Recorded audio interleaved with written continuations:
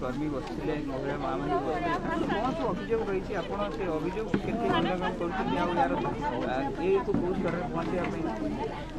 देखो ए घटना बाबद रे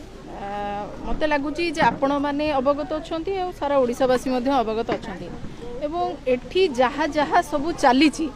ए बाबद रे आम संपूर्ण अवगत अच्छु आम पाखे खबर थिला जे एठी कौन चली।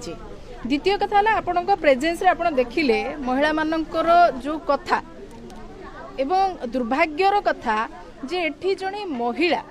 पुलिस अधिकारी अच्छी मो नाम नबा को बिल्कुल भी कुंठाबोध करू नहीं प्रज्ञा महांती नामनी जड़े आईआईसी एठी अच्छी एवं तांको दौरात्म्य एते बढ़ी जाइए कहा हाथ माने बाड़े की बीजेडी कर्मी भांगी दौरान क्या घरे पशिकी आज्ञा माने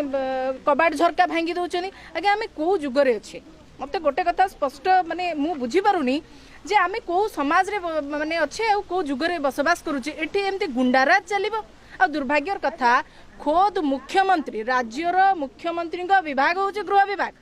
आ से विभाग ऑफिसर माने एई भली जदी काम करिवे ता माने आमे कण एया बुझिबु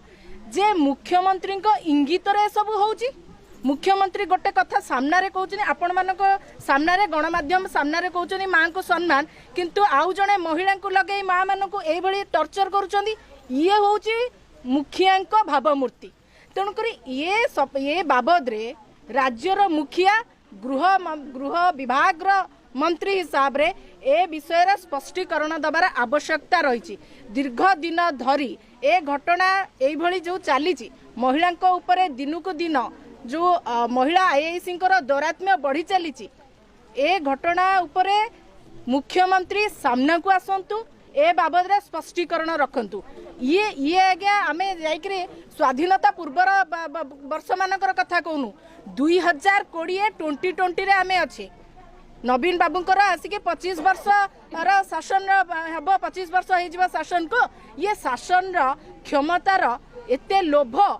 मदमस्त होइकिरी एई भली भावरे महिला को अत्याचार करवा ये केते दूर गोटे भद्र समाज रे ग्रहणीय ता आपण माने विचार करंतु। तेणु मुख्यमंत्री को नवीन निवास रो बाहर की आ उपरे स्पष्टीकरण दबार आवश्यकता रही। चुप न रही कौन पाई महिला मान प्रति एभली सब घटी जाउची एवं आपण मानकर जो गुंडा अच्छी दलर बिजु जनता दलर गुंडा माने महिला से जो दलर हूँ ना कहीं जड़े महिला प्रति संवेदनशील न हो तांको ऊपर एभली व्यवहार करुछंती आ जड़े महिला आईआईसी की एभली अपशब्द व्यवहार करुछंती मु जड़े महिला हिसाब रे आकु कड़ारू कड़ा निंदा करुची दृढ़ निंदा करुची यह कौनसी भद्र समाज माने दृष्टि रे बिल्कुल भी ग्रहणीय नुहे। ये गोटे कथा आउ गोटे कथा हूँ जड़े समाज मंगलकारी सरकार हिसाब रे दायित्व रही तार राज्यर प्रत्येकटी नागरिक से महिला हूँ कि पुरुष हूँ सुशासन दबा उचित शासन ना रे अत्याचार करने उचित नुहे। घर द्वार भांगिकी का घरे पशि बाड़ेबार अधिकार कहार नहीं से जी भी हूँ ए विषय नवीन बाबू नवीन निवास रु बाहर की स्पष्टीकरण दबार आवश्यकता।